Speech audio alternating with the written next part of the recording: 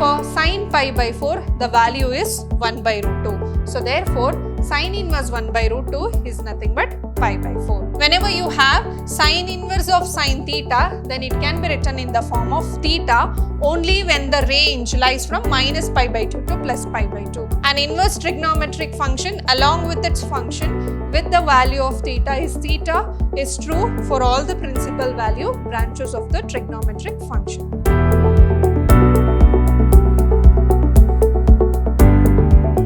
Hello everyone, a warm welcome to one and all. This is your Shruti ma'am, Vidhyaashram School of Excellence, Mysuru. In today's session, we are going to learn about the properties of inverse trigonometric function. So let's see what is property number 1. So the property 1 says sin inverse of minus x is minus sin inverse x. So for the domain x belongs to minus 1, 1. We know the domain of all trigonometric function. I already told you, you will be having 1 mark question to write the principal value branch or the domain of any of the 6 trigonometric function. So this is the domain here given. Now here the inverse of a sine function is defined as sine inverse of minus x can be written as minus sine inverse x. Similarly, tan inverse of minus x can be written as minus tan inverse x. Cosecant inverse of minus x is minus cosecant inverse x. Cos inverse of minus x is pi minus cos inverse x. Secant inverse of minus x is pi minus secant inverse x. Cot inverse of minus x is pi minus cot inverse x for the domain x given to the interval here. So here, except for cos inverse and secant inverse function, all other trigonometric functions should be taken in the form of negative only. We know that cos function and secant function in any quadrant can be written in the form of pi minus cos inverse x, because we know that cos of minus x is nothing but cos x. Even though it is negative, we can make it as pi minus x so that it becomes positive. Thus for cos and secant function, it is pi minus cos inverse x and pi minus secant inverse x, and for all other trigonometric function, it is written in the form of minus sine inverse x, minus tan inverse x, minus cot inverse x, minus cosecant inverse x. Now let me take any one of the result to show that the value are equal. So I'll take the first one. So consider sine inverse of minus x is equal to minus sine inverse x for x belongs to minus 1, 1. Now let sine inverse of minus x is equal to y. So let me take minus x is equal to sine y. We have already know that whenever y is equal to sine inverse we have take, then x can be written as sine y. So that is why here I can take sine inverse of minus x is equal to minus y, means this implies minus x is equal to sine y. Change the sign here, so then it becomes x is equal to minus sine y. And minus sine y can be written as x is equal to sine of minus y. Now, if suppose x is equal to sine y, we can write y is equal to sine inverse x. Thus, I can write here sine inverse of x is equal to minus y. So, initially we have taken y as sine inverse of minus x here. So, here I can write sine inverse of x. I can change the sign to minus is equal to y here. So, y is nothing but sine inverse of minus x. So clearly say, therefore I can write sine inverse of minus x as minus sine inverse x. See here, sine inverse of minus x is minus sine inverse x. This is how we can prove. So here we'll take sine inverse of minus x as y. We'll change the function to the right hand side and we write minus x is equal to sine y. Then we change the sign towards right hand side. So x is equal to minus sine y. Minus of sine y can be written as sine of minus y from the properties of trigonometric function. So I can write sine of minus y. Next I can take minus y as sine inverse x. Change the sign again. Then it becomes minus sine inverse x is equal to y.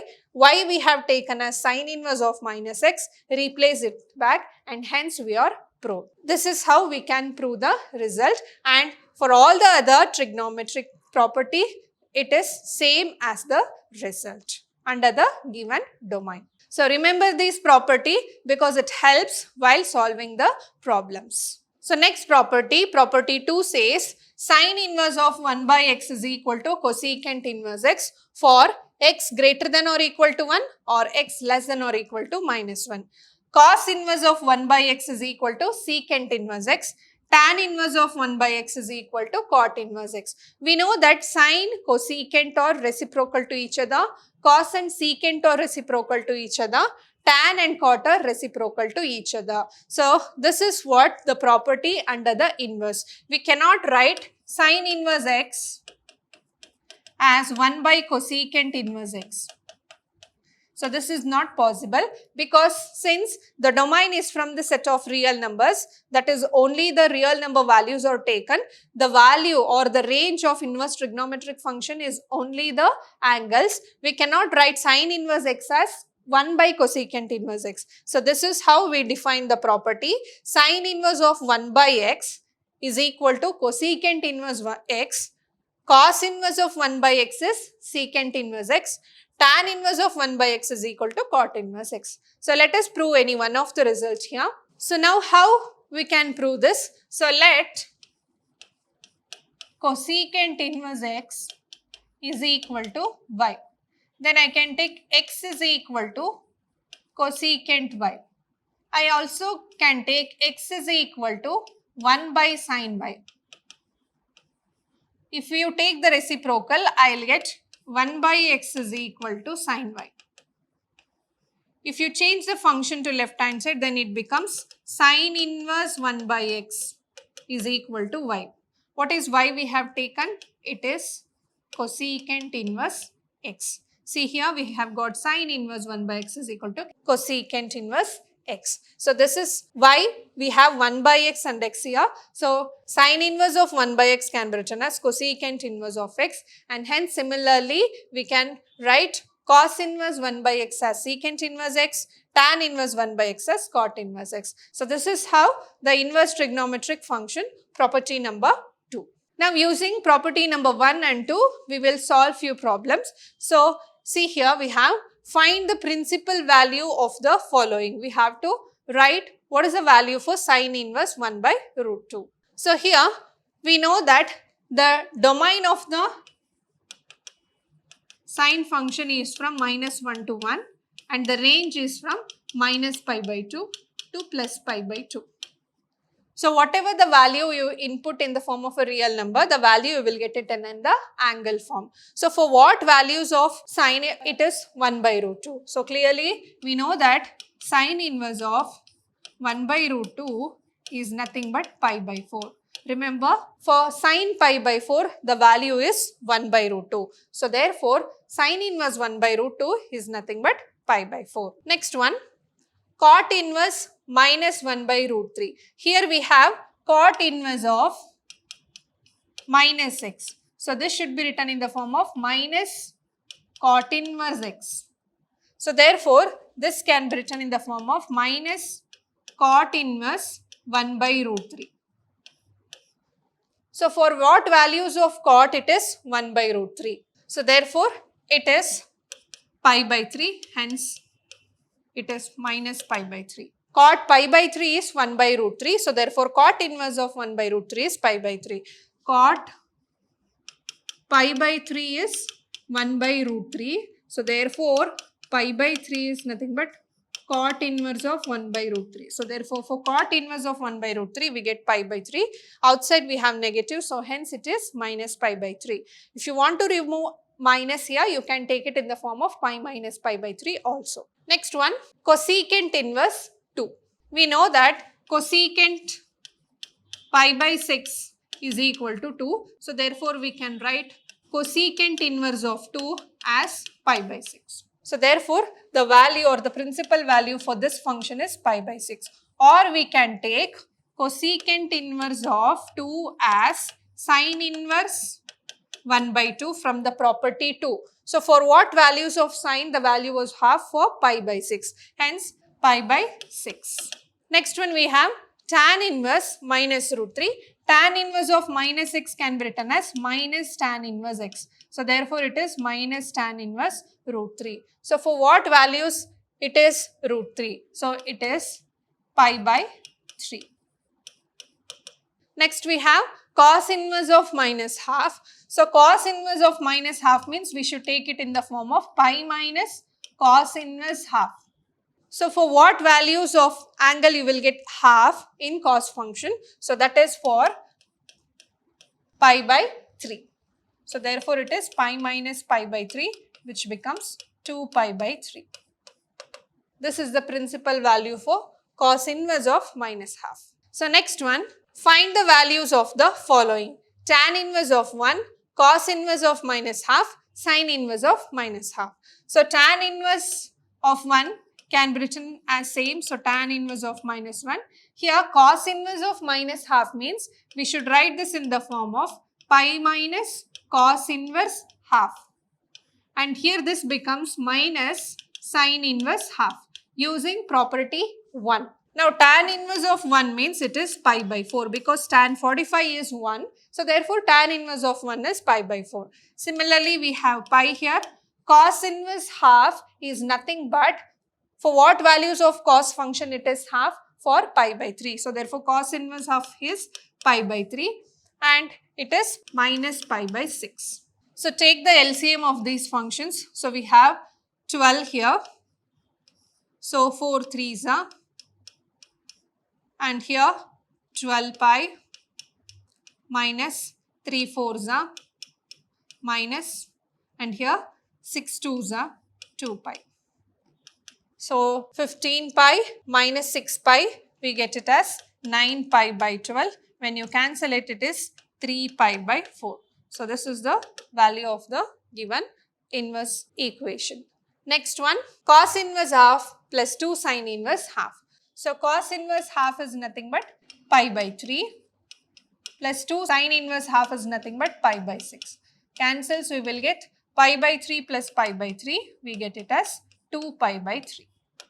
Next question, tan inverse root 3 minus secant inverse of minus 2. Secant inverse of minus x must be written in the form of pi minus secant inverses. Only for cos and secant, you can take it in the form of pi minus cos inverse and pi minus secant inverse. So therefore this is tan inverse root 3 minus pi minus secant inverse of 2. So here it is tan inverse root 3 is nothing but pi by 3 minus pi minus this is pi by 3. So pi by 3 minus 2 pi by 3, which is equal to minus pi by 3. The denominator is same, so pi minus 2 pi is minus pi. So hence the value is minus pi by 3. So next question, property number 3.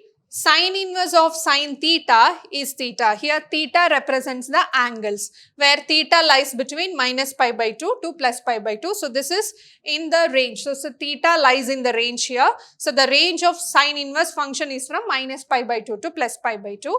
Whenever you have sin inverse of sin theta, then it can be written in the form of theta only when the range lies from minus pi by 2 to plus pi by 2. That is, whenever the angle lies from minus 90 to plus 90, we can write sin inverse of sin theta as theta. Similarly, we can write cos inverse of cos theta as theta whenever angle lies between 0 to pi. Next, tan inverse of tan theta is equal to theta whenever the angle lies between minus pi by 2 to plus pi by 2 strictly. So here, this is possible only for the principal value branches. Next, cot inverse of cot theta can be written as theta for the principal value branch 0 to pi.